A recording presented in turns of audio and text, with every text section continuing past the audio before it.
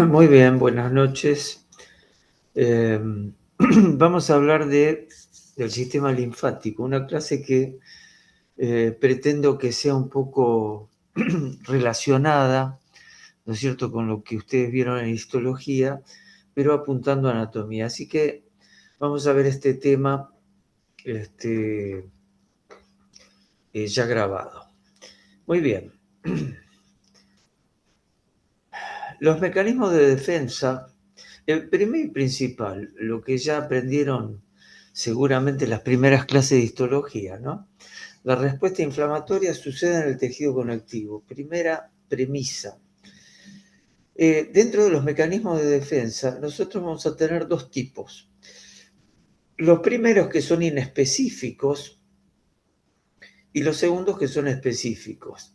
Los inespecíficos tenemos primero las barreras naturales.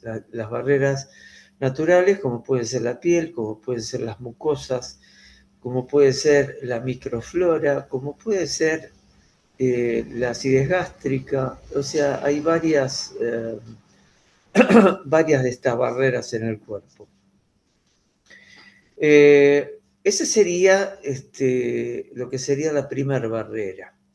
Una segunda barrera es la que yo quiero describir un poquito hoy, eh, que es la respuesta celular inespecífica, ¿sí?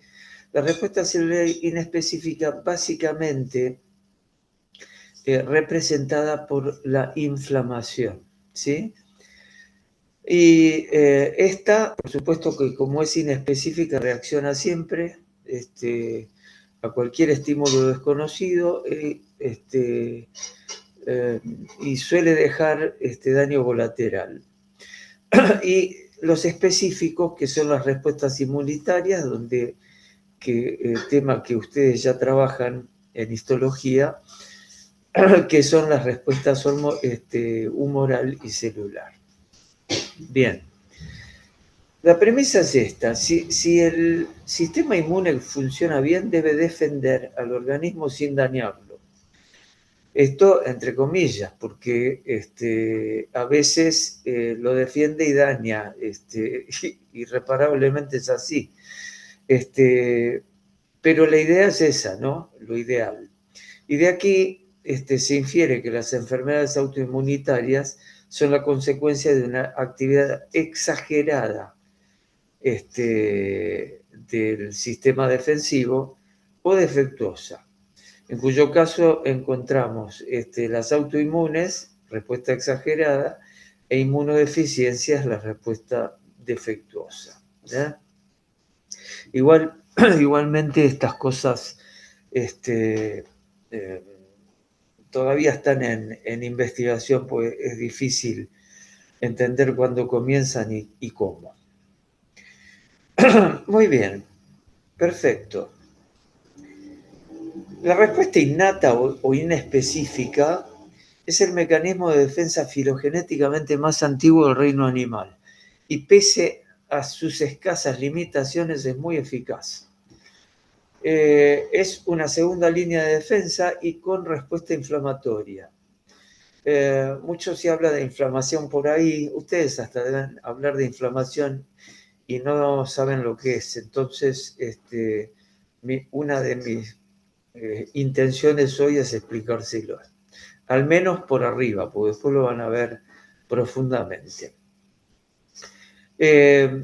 La respuesta es inmediata. Estos minutos u horas vayan pensando en las diferencias que vamos a tener con la otra, ¿no? Con la específica.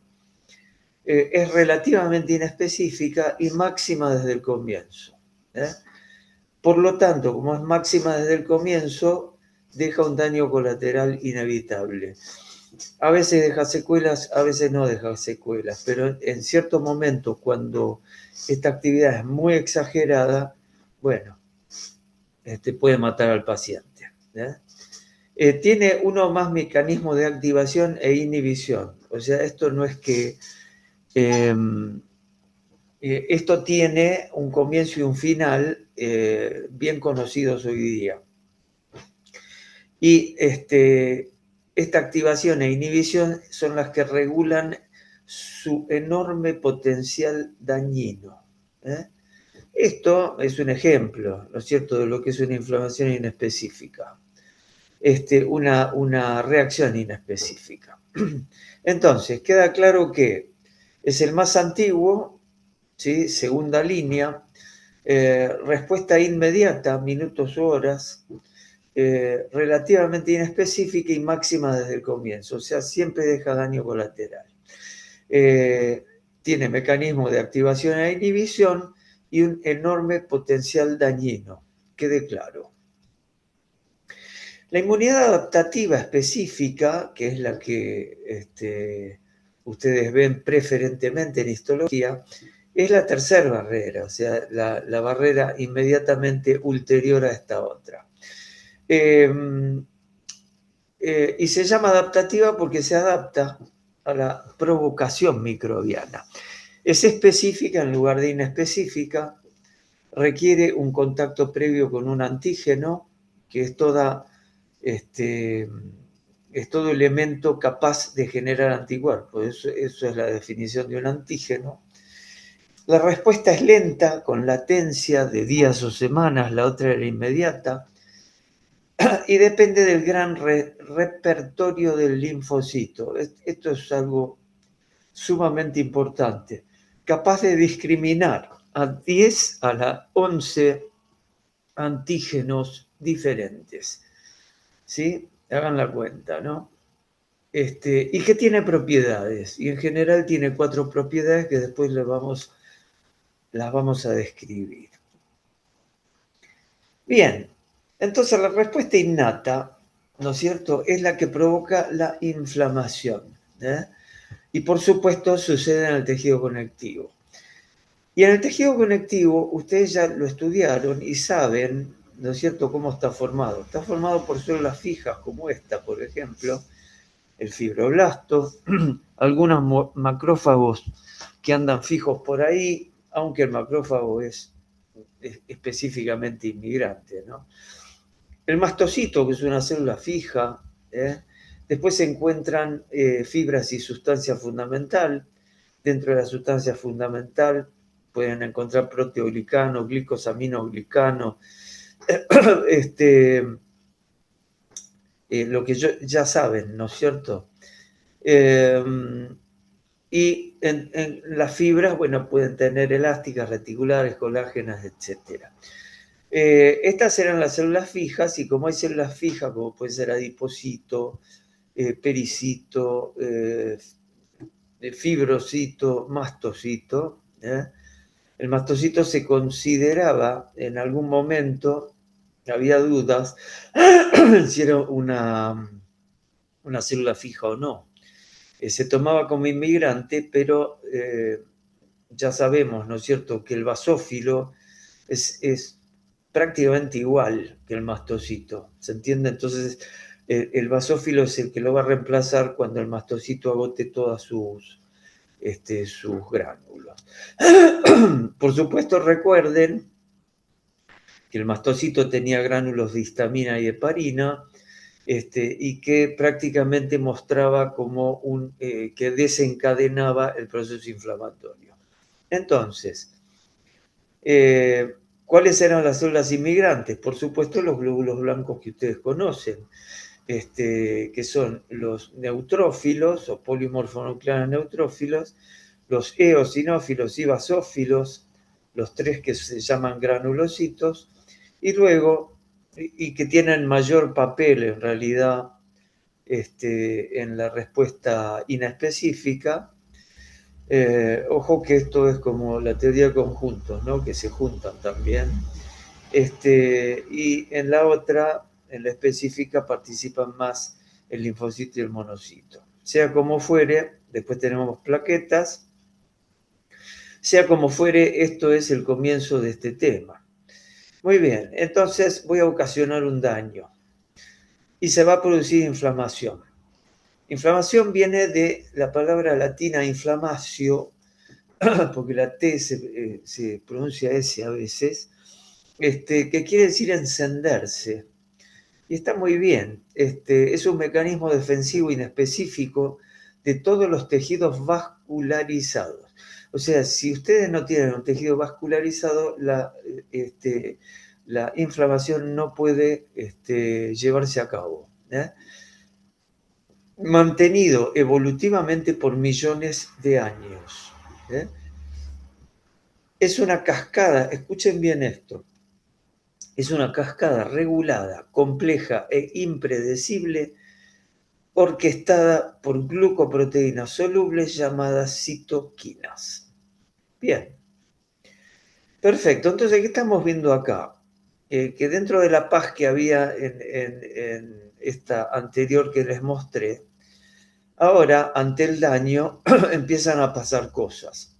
Y las cosas que empiezan a pasar las están viendo más o menos en este dibujo, donde, no sé, con un clavo o lo que sea, atravesé el epitelio, lo rompí, llegué al conectivo, y en el conectivo entraron gérmenes, entró suciedad, entró un pedazo de cosas. Bueno, obviamente entonces el primero que reacciona acá es la inmunidad innata, ¿sí?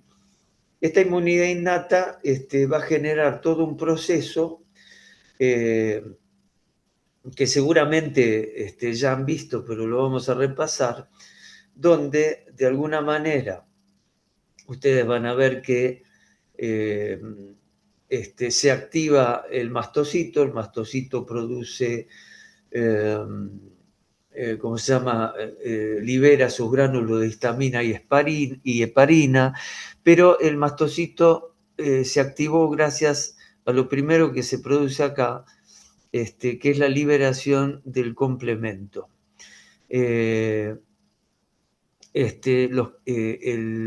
Hay fracciones del complemento que activan al mastocito para que libere sus gránulos.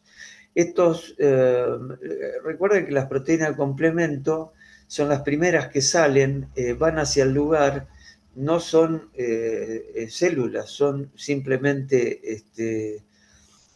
moléculas que tienen el poder de ir hacia el lugar, pegarse y con perforinas pueden hasta destruir ellas solas a la noxa, pero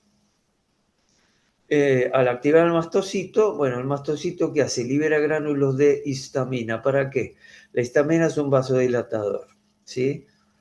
Y de heparina. Si ustedes vasodilatan, la sangre circula con menor flujo, ¿no es cierto? A menor velocidad. Por lo tanto, tiene probabilidad de coagularse. Bueno, en este caso entonces la heparina que produce el mismo mastocito evita la coagulación. ¿Y para qué enlentece? De alguna manera, al vasodilatar, enlentece. ¿Para qué? Para que las células puedan ir al conectivo y actuar sobre este daño que ustedes ven ahí.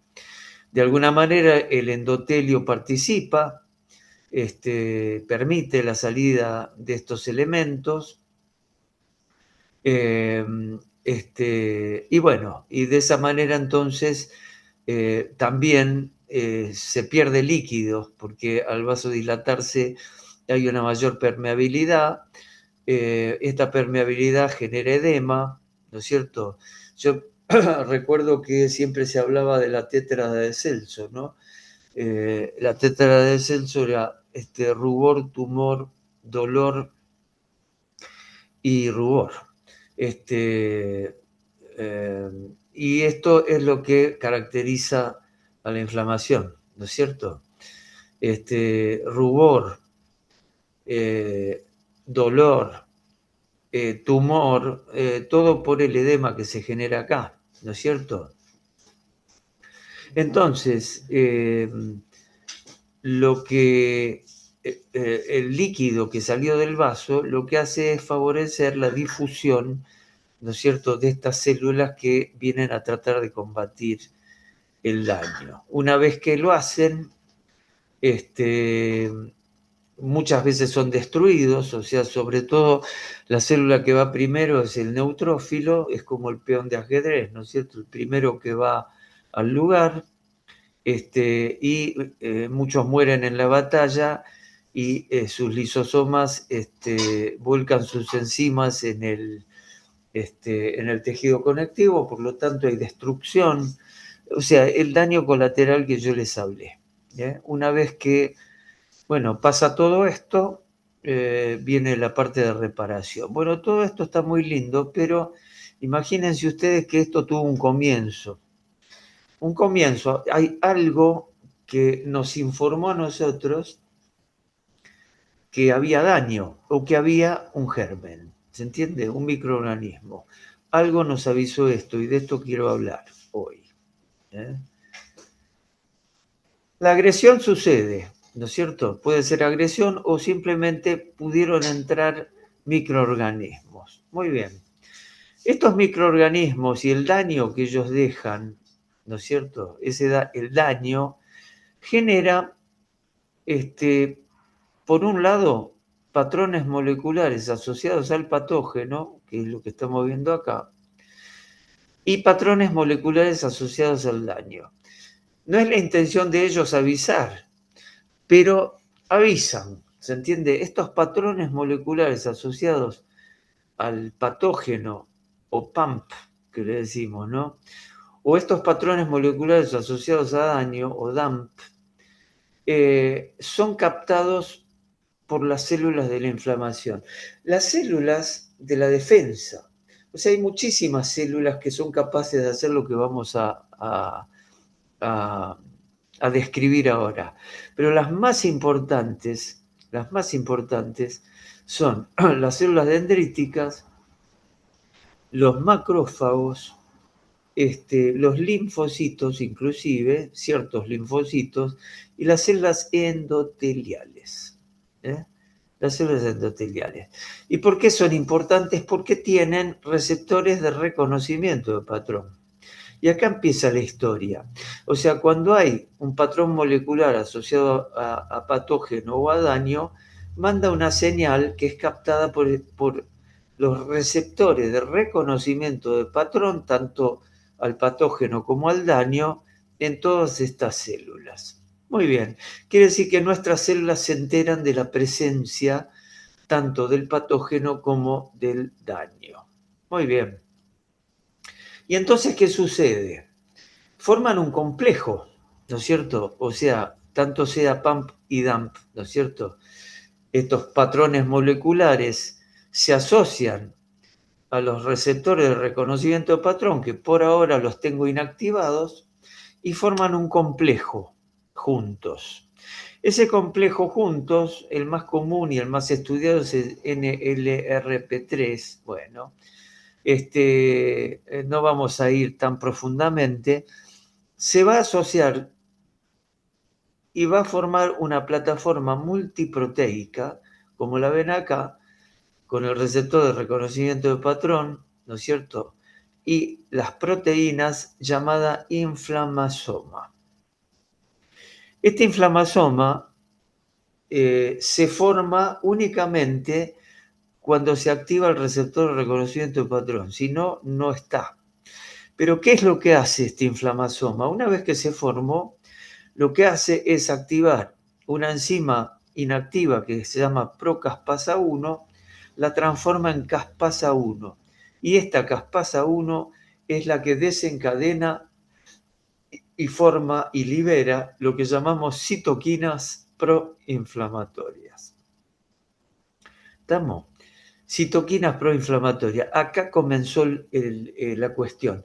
Todo lo que dije antes va a depender de esto. Esto es lo primero. Perfecto. Entonces, ya se activaron, la inflamación se activó y empezó a generar citoquinas proinflamatorias, inclusive la producción de proteína al complemento, y se pone de manifiesto todas mis defensas para destruir al germen y reparar el daño. Perfecto. Muy bien.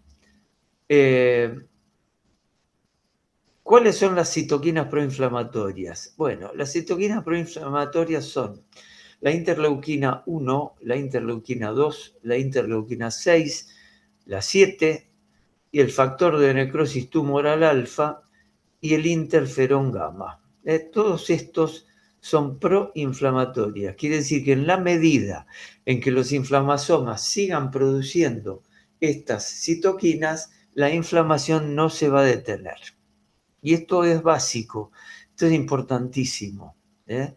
Estimulan la inflamación y comienza la cascada inflamatoria. Hay veces que ustedes se habrán preguntado, sobre todo en la pandemia, por qué una persona, dos personas con el mismo virus, como podía ser el COVID, una moría y la otra no.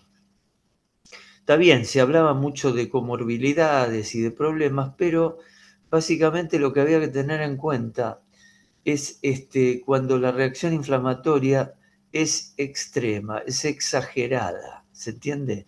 Entonces, lo único que hacemos es producir citoquinas proinflamatorias y después no podemos frenar el proceso y por lo tanto se produce un montón de fenómenos como vasodilatación generalizada que terminan matando al paciente. Muy bien. Es importante en la reacción inmediata frente a estímulos potencialmente dañinos. Entonces, quedamos en lo siguiente, en que cuando aparece el patógeno y aparece el daño, esto manda señales que son captadas por estos pump y dump, ¿no es cierto? Son captados por receptores de reconocimiento de patrón de mis células. Cuando captan, ¿no es cierto?, se activan y cuando se activan forman plataformas multiproteicas dentro de la célula que se llaman inflamasomas. Este inflamasoma activa a la procaspasa 1 y la transforma en caspasa 1 y esta a su vez empieza a producir citoquinas proinflamatorias. Muy bien, que son estas que les acabo de mencionar. Si esto no frena, nos mata, ¿me entienden? Entonces, por eso les decía que es potencialmente dañino y hasta irreversible puede ser también. Y hay enfermedades, ¿cómo se llama?, que tienen que ver con esta exagerada reacción. Pero vamos a decir que si bien deja daño colateral, la mayor parte de las veces no pasa a mayores. ¿Por qué?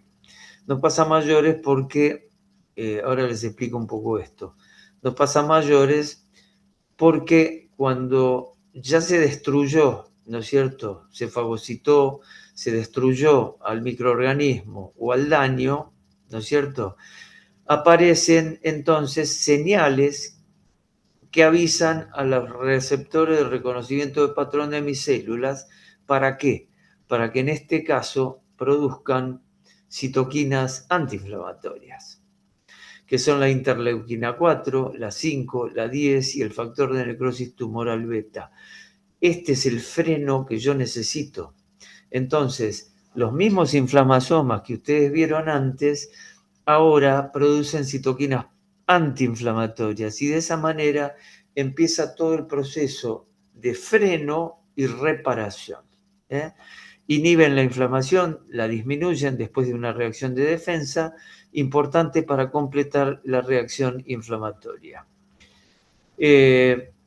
Para que la finalización entonces sea exitosa, necesitamos que a estas proinflamatorias le sigan estas antiinflamatorias que se llaman resolvinas y protectinas o anexina 1 o A1, anexina A1. Estas moléculas son captadas por los mismos receptores de reconocimiento de patrón que ahora producirán su inflamasoma y a través de él citoquinas antiinflamatorias. Y entonces, ahora vamos a eliminar a los granulocitos por apoptosis, luego a los macrófagos. La interleuquina 4 es potentemente antiinflamatoria. Vamos a inhibir la 8, reducir la actividad procoagulante que había antes, bloquear la actividad de los macrófagos, induciendo a su apoptosis, y después, obviamente, vendrá la reparación por el tejido conectivo, o sea, por las células fijas del tejido conectivo. Bien, quería hablarles un poco de esto antes de meternos de lleno en el sistema linfático. Esto ya lo saben, pero lo repetimos. La segunda barrera se adapta, ¿no es cierto? Y el gran repertorio del linfocito es capaz de discriminar 10 a la 11 antígenos diferentes. Sus propiedades son 4: especificidad, diversidad, memoria y tolerancia. No vamos a profundizar en esto. La inmunidad adaptativa a los linfocitos, ¿dónde los podemos encontrar? En forma difusa u organizada. Acá lo ven, por ejemplo. ¿Sí? Y los podemos encontrar en sangre, por supuesto. Ahí no podemos saber cuál es B, cuál es T. En la linfa, en conectivos laxos, sobre todo laxos, porque ahí pueden difundir. Mezclados entre células epiteliales, son los que se llaman gamma delta, formando masas como tejidos linfoides difusos u organizando órganos linfoides, que pueden ser primarios o secundarios. Esto ya lo saben, pero lo repetimos rápidamente. La respuesta entonces, los linfocitos B generan la respuesta humoral con producción de anticuerpos, o sea, linfocito B se transforma en plasmocito en el tejido conectivo y de allí produce anticuerpos específicos contra X causa. Y los linfocitos T, respuesta celular, ¿no es cierto? Vamos a suponer, para dar un ejemplo fácil, un virus, que son intracelulares obligados, bueno, un virus de la hepatitis A, por ejemplo, que invade al hepatocito, entonces el sistema inmune no lo lee como propio y lo ataca. ¿Y de qué manera lo ataca? No es que pide permiso a la célula, entra y se come al virus, no es así, sino que destruye a la célula infectada, ¿sí? Porque no la reconoce como propia directamente. Así que esa es la respuesta celular. Después van a tener los T-helper, bueno, todo eso que no me voy a detener ahora a hablar de todo eso. Pero básicamente lo que va a pasar es esto.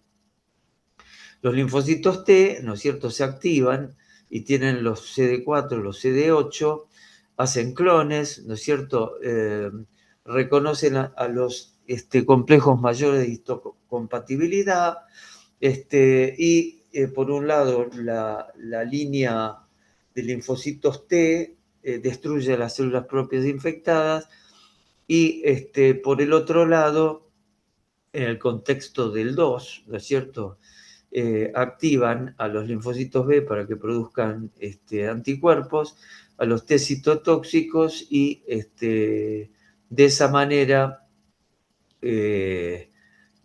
más o menos funciona esto. Muy bien.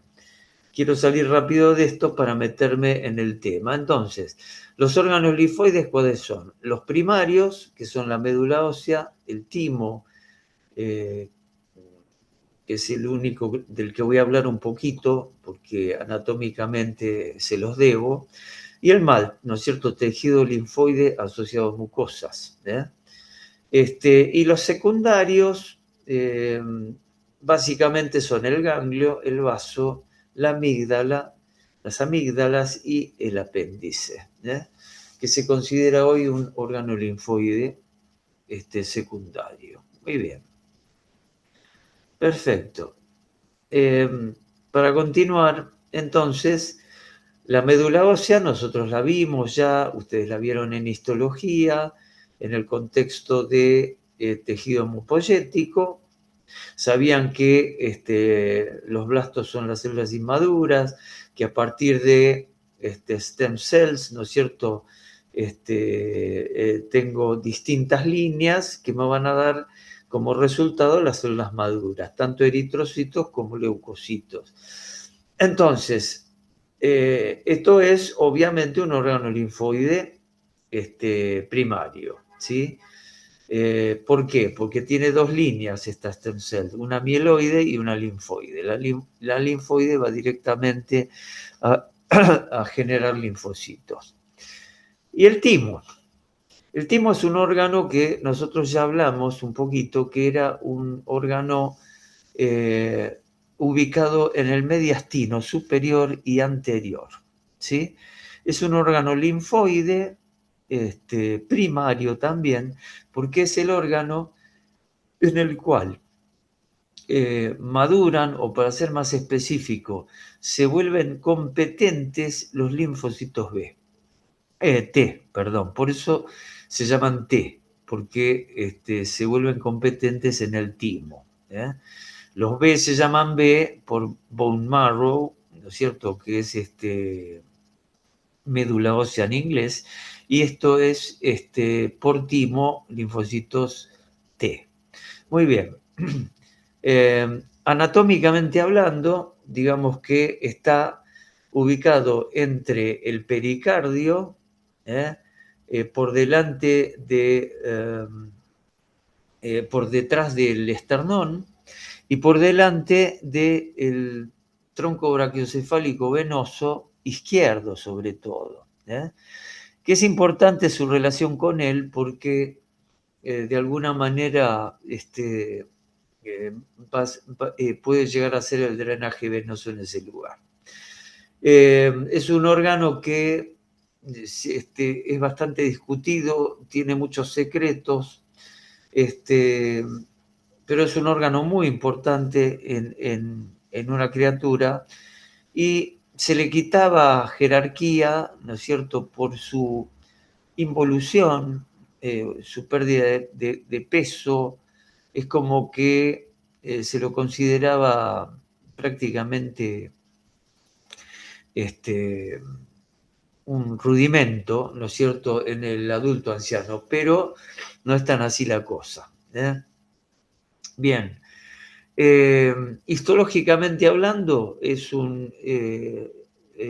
tiene dos lóbulos, como ustedes ven, uno al lado del otro, y cada uno de ellos tiene una cápsula, están mucho en relación con el pericardio, tienen relación con las fascias pretraqueal, ¿no es cierto? Fíjense dónde está, que emite un tabique que depende de la fascia cervical, pero bueno, lo importante es que está en el mediastino anterior y superior, por detrás del esternón, por delante del pericardio y del tronco venoso brachiocefálico izquierdo. La irrigación de este órgano está dada en líneas generales por las arterias mamarias internas, que las tienen ahí ustedes, obviamente, así que son vasos que irrigan al timo, y por la tiroide inferior también, porque a veces es como que se puede llegar a, en casos en que la tiroides sea aberrante, pero bueno, eso mejor no nos metamos. Bueno, entonces, mamarias internas, y tiroide inferior. Y por otro lado, el drenaje venoso va a ser hacia los territorios mamarios también, hacia la vena tiroide inferior o hacia directamente el tronco brachiocefálico izquierdo. Ahí tienen entonces más o menos la ubicación, las relaciones y la irrigación del timo. En cuanto a lo histológico, ya saben que tiene una cápsula, tiene trabéculas incompletas que hacen que la corteza quede dentro de las trabéculas y la médula sea compartida. Lo que vamos a ver son dos tipos celulares concretos, los linfocitos que tienen que hacerse inmunocompetentes en relación estrecha con células de epitelio reticulares en este lugar. Acá va a haber digamos, un juego donde se habla de selección positiva y negativa, que concretamente busca el timo es presentarle cosas propias y cosas ajenas, ¿se entiende? Entonces, a las ajenas las tiene que reconocer para destruirlas. En todo caso, pero tiene que reconocer las propias. Si no las reconoce, son destruidos. La mayor parte de los linfocitos que están en estas selecciones son destruidos. Y en la médula quedan muchos menos, y por eso la médula siempre es más, tiene mucha menos celularidad. Hay una barrera hematotímica acá, bueno, todo esto que vieron en histología, y estos ovillos aparentemente que se forman de células de epitelio reticular, que se llama corpúsculo de Hassall, que son prácticamente patognomónicos de timo. Muy bien, esto un poco para presentarlo en anatomía. Y vamos directamente a lo que nos interesa a nosotros, que es el sistema linfático. Todo esto fue introductorio. Introductorio y necesario. El sistema linfático es el componente anatómico que permite el análisis, transporte y drenaje de los líquidos tisulares. ¿Por qué pongo así y no pongo circulación? Porque no circula. No es un sistema circulatorio, es un sistema vertical, donde ustedes ven que la linfa va siendo creada, va siendo absorbida, va pasando distintos peajes, que son los ganglios linfáticos, hasta que sea drenada en el territorio venoso. ¿Cómo está formado el sistema linfático? Por estos tres elementos. La linfa, que no es sangre, por supuesto, que es un ultrafiltrado, sí, de plasma, pero que básicamente es como una pequeña aspiradora que chupa todo lo que no puede continuar en la circulación. Por ejemplo, grandes moléculas, bacterias, células tumorales, etc. Entonces, esto es la linfa, ¿no es cierto? Lleva kilomicrones, lleva proteínas de alto peso molecular, cosas que no pueden continuar por los vasos. Entonces, esto es la linfa, está compuesto por linfa, vasos y conductos linfáticos convergentes como las venas y órganos linfoides, que ya vimos cuáles son. Este sistema constituye el mecanismo de defensa, que ya dijimos, y por los vasos linfáticos viajan estos elementos como les acabo de mencionar. Esto es la diferencia sustancial, ¿no es cierto?, en que hay entre un sistema circulatorio. Yo arranco circuito menor, voy y arranco el mayor y vuelvo al menor. Entonces estoy circulando en dos circuitos. Acá no circulo.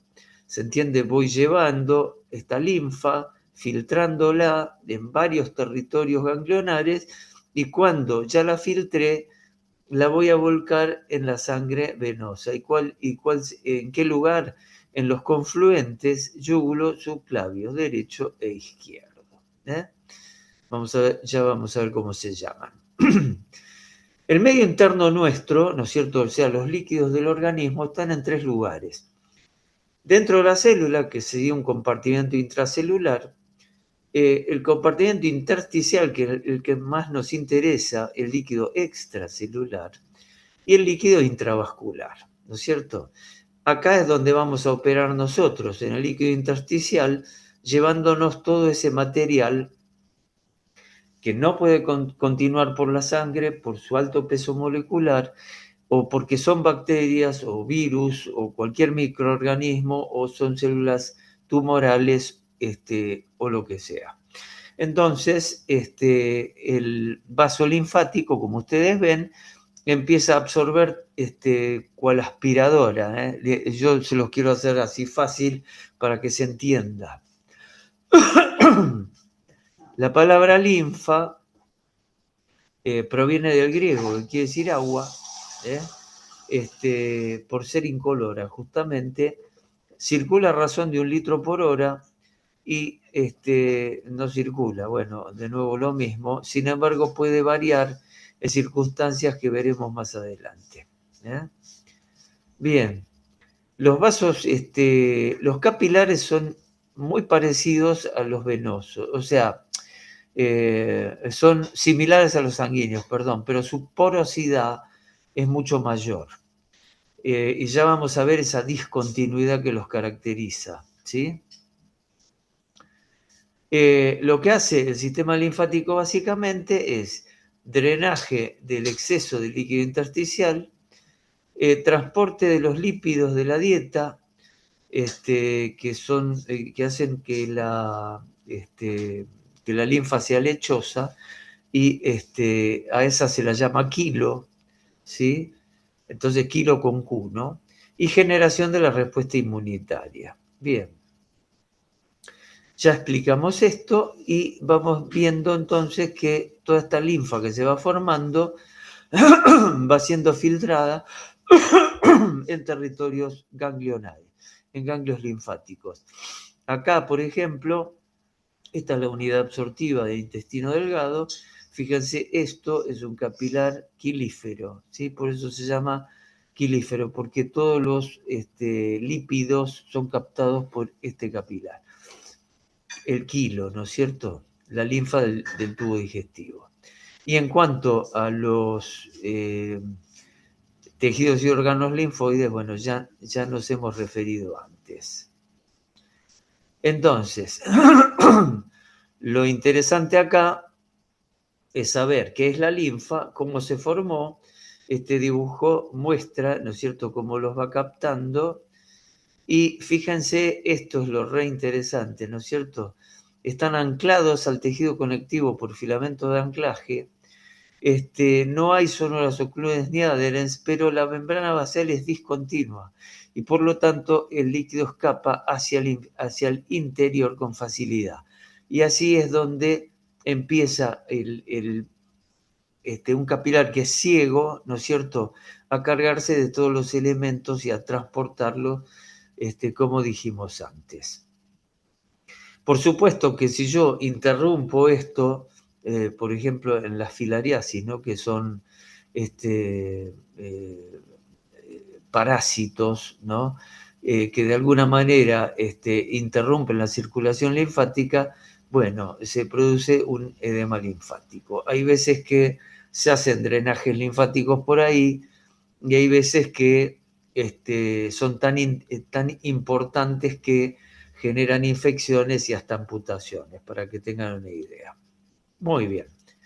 Hasta acá este primer video. Ahora vamos a hacer un alto y a continuación seguimos con los territorios ganglionares, que sería el segundo video en cuestión. Hasta luego entonces.